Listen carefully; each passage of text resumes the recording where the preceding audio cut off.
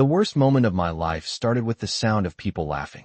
Not the warm kind of laughter you hear at weddings when someone tells a good story, but the sharp kind, the kind that cuts through a room and lets you know you are the reason for it.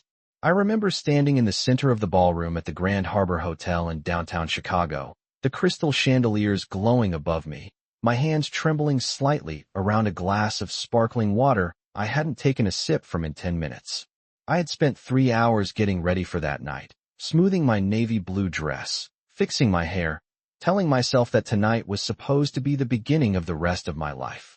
Daniel Brooks had promised it would be special. My fiancé, the man I thought I was going to marry.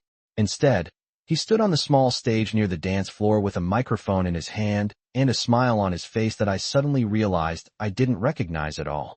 "Everyone," he said, raising his glass as if he were making a toast, "I want to thank you all for coming tonight." The guests around us, friends, co-workers, distant relatives, turned their attention toward him with polite curiosity. I felt my stomach tighten with confusion. This wasn't part of the plan. We were supposed to announce the wedding date, maybe share a toast, maybe dance. That was what he told me.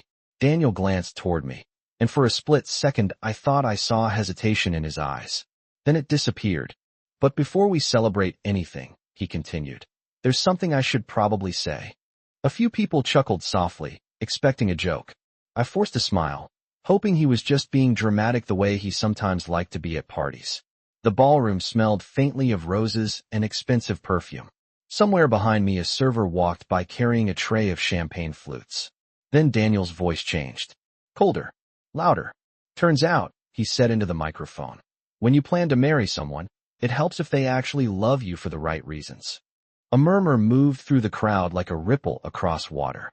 My heart started beating faster. "Daniel," I whispered under my breath, hoping he would stop, hoping this was some strange misunderstanding. But he kept going. "Emily Carter," he said, speaking my full name now, "has been very patient these last 2 years.